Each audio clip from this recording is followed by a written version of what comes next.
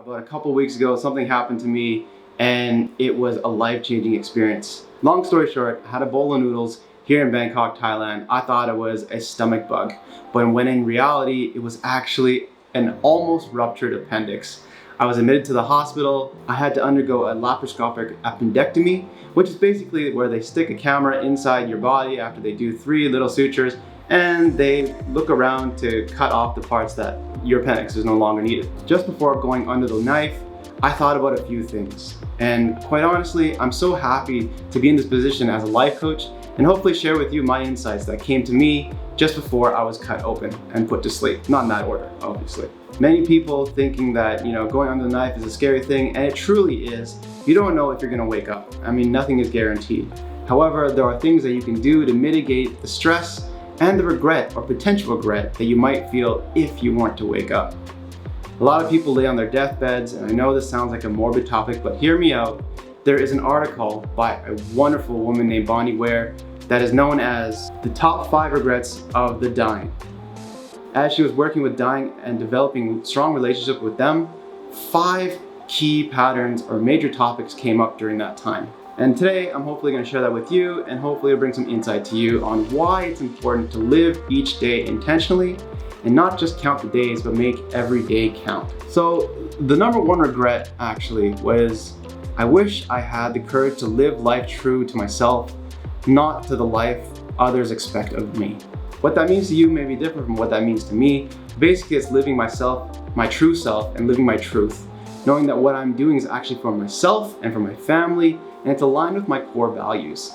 Now, how do you do that? It's really doing a quick dive into what really matters to you and making sure that you're doing the career that you're actually enjoying, wanting to do, and makes you feel fulfilled.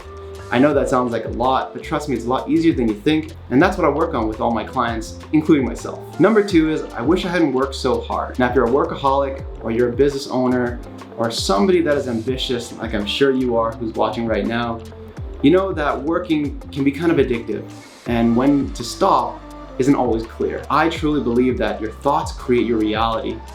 So during that time when I was hustling and grinding, finding clients, helping people, I tend to forget to take care of myself, and I didn't know when to stop. So my mind and my subconscious mind was being constantly told, you need to stop, you need to stop. And from my studies of NLP, really seeing how the subconscious creates your reality and all the messages that you send, it gives you yes and more.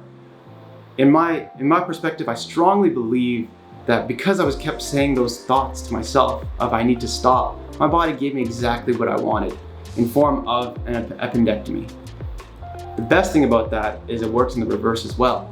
Because you think negative thoughts, negative things can happen. But if you think positive thoughts, and you may have heard of positive thinking, positive things can happen as well. So try it for yourself. Rather than thinking negative thoughts and being pessimistic, be the optimist. Create these adages or these mantras for yourself that keep you positive, and you'll see how it changes your life and the filters through which you see life as well. The 3rd biggest regret that Bonnie Ware found was, I wish I had the courage to express my feelings. This is something that I encourage every single one of the people I work with to do. It's not always easy to express your feelings.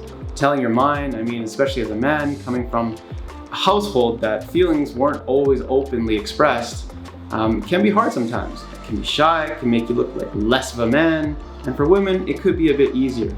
But I'm telling you right now, vulnerability, expressing, connecting with a person so deeply to the point where you're able to tell your deepest, darkest secrets and confide in them will set you free. There is so much liberation in vulnerability that most people don't realize, and I urge you to find somebody, whether that be your mom, your best friend, your significant other, and confide in them. Think deep. Do you have any secrets that are keeping you shy, limiting you from whatever it is that you want to do, limiting you from living the life you want to live fully? And just lay it out on the table and experience how good it feels to actually be liberated through vulnerability. 4th is, I wish I had stayed in touch with my friends.